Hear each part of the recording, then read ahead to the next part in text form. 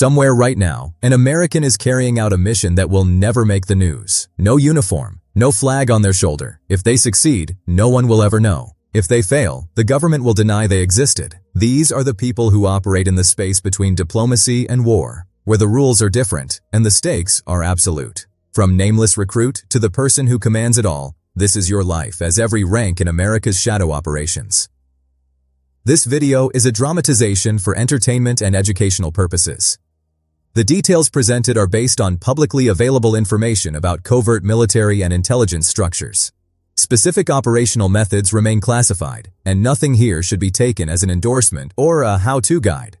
America's shadow operations span multiple agencies, military special mission units, intelligence paramilitary branches, and clandestine services that work in concert when the situation demands complete deniability.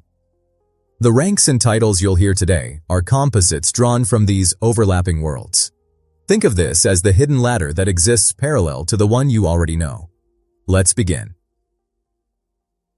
You're sitting in a windowless room at a facility that doesn't appear on any map. There are 11 other people in chairs around you, and none of you know each other's real last names. A man in civilian clothes walks in, sets down a folder, and says one sentence: "Half of you won't be here by Friday."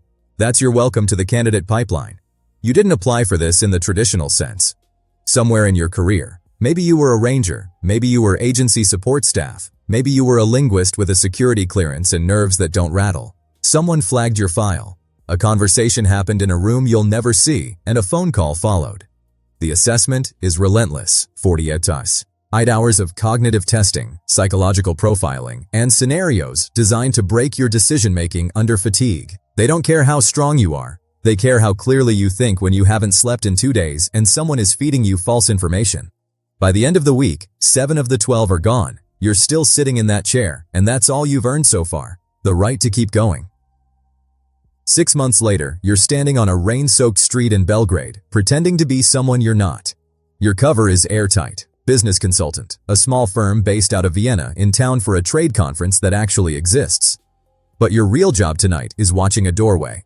A senior intelligence asset is meeting a contact inside that building, and your task is to confirm the meeting takes place and identify anyone conducting counter-surveillance. You're a probationary operator now, which means you're trusted enough to be deployed, but not trusted enough to act without a leash. Every move you make is monitored by a handler you've never met face-to-face. Your communications run through encrypted channels you didn't set up. You send a coded confirmation when the asset exits the building at 22:17 Psalm. You note the license plate of a vehicle that circled the block 3 times. You file a contact report from a safe house that smells like cigarette smoke and old paint. It's not glamorous. It's precise, methodical work that demands patience most people don't have. And you're learning something critical. In shadow operations, the ability to observe without being observed is worth more than any weapon you'll ever carry. Your probationary review comes 3 months later. You pass. Barely. But barely is enough. 2 years in, and you've stopped flinching at the sound of your cover name. You respond to it the way you once responded to the name your parents gave you, automatically, without thinking. That's the mark of a field operator. You've been posted to 3 countries in 18 months.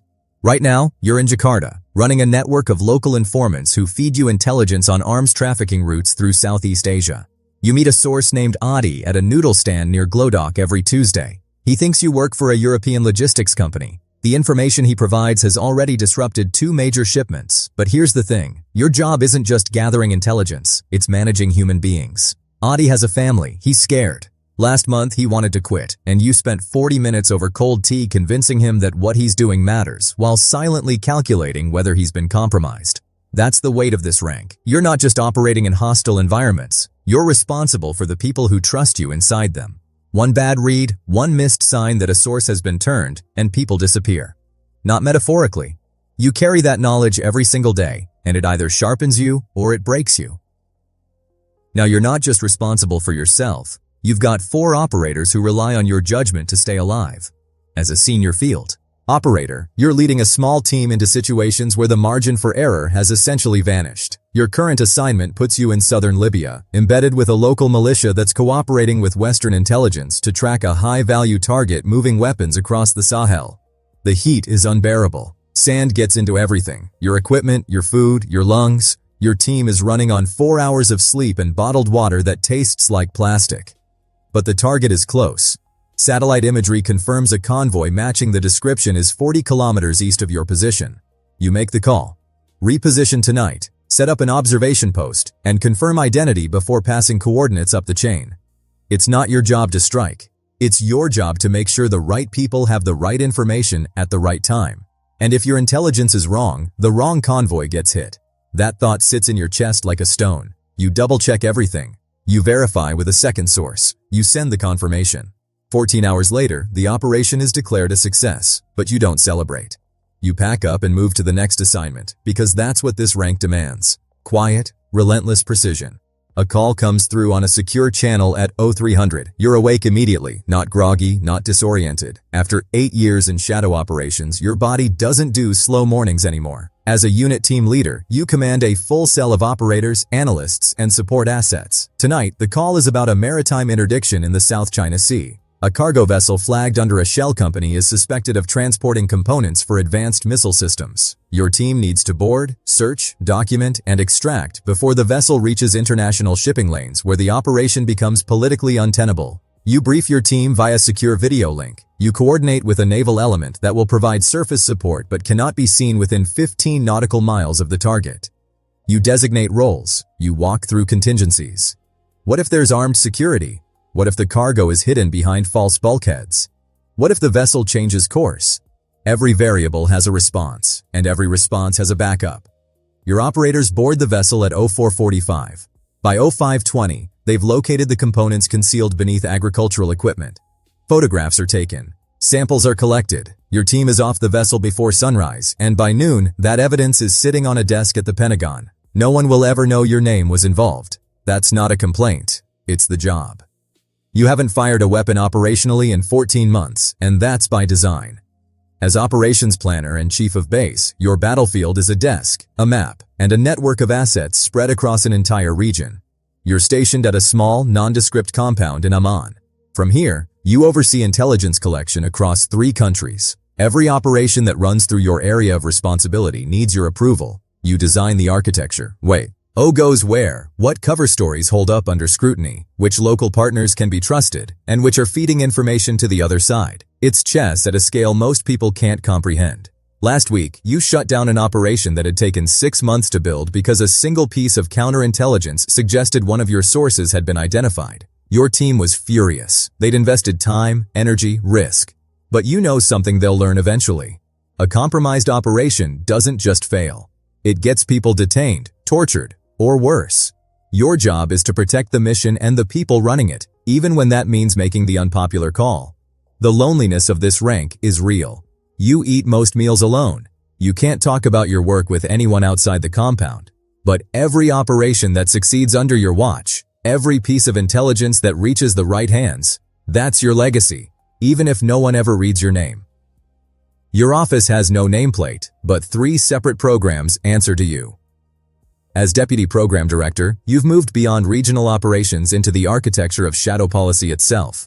You sit in meetings where the language is abstract, national security equities, deniable action frameworks, escalation thresholds, but the consequences are concrete. A recommendation you make on Monday could put operators in the field by Thursday. You manage budgets that don't appear in any public ledger. You mediate between agencies that don't always agree on priorities. The military wants kinetic options. The intelligence community wants long-term collection. The State Department wants nothing that could embarrass an ally. And you're the person who has to find the narrow corridor where all 3 can coexist. Last month, you authorized the expansion of a program in West Africa that's been yielding critical intelligence on an emerging threat network. The cost was significant, not just financially, but in human terms. More operators in the field means more risk. More risk means more moments where a single mistake could cascade into an international incident. You carry that math in your head constantly, but you also carry the knowledge that inaction has its own cost, and sometimes the shadow is the only place where the right thing can be done. You're escorted into a briefing room beneath the West Wing. The seal on the wall is familiar, but the gravity of being in this room never fades. As program director and senior executive, you are one of the very few individuals who see the full picture of America's covert operational capability. You brief the National Security Council. You present options that range from quiet intelligence gathering to direct action, and you lay out the consequences of each with the kind of clarity that only comes from decades in this world. You've been the recruit. You've been the field operator. You've run the bases and managed the programs. Now you're the person who translates all of that experience into strategic guidance for the most powerful decision makers on Earth. A crisis is developing in Eastern Europe, a situation that could escalate into open conflict if handled publicly, but could be contained through a carefully designed covert channel. You present the plan. You answer questions from people who understand politics but not operations, and you do it without condescension, because their authority is what gives your work legitimacy. The plan is approved. You return to your office and begin the calls that set it in motion. Thousands of hours of work by hundreds of people will flow from the decision made in that room today, and your name will appear on none of the reports. There is no rank above this. Only the president. As director of shadow operations, you are the single point of authority for America's entire covert apparatus. Every program, every unit, every operator in every country where the United States conducts deniable activity falls under your purview. The weight of that is staggering. You've spent 30 years climbing a ladder most people don't know exists, and now you stand at its peak, making decisions that shape the geopolitical landscape in ways the public will never fully understand. You meet with foreign intelligence chiefs. You negotiate agreements that exist only as verbal understandings between two people in a room with no recording devices. You authorize operations that, if exposed, would dominate headlines for months. But here's what no one tells you about reaching the top of the shadow world. It's quiet. There are no ceremonies, no medals you can wear.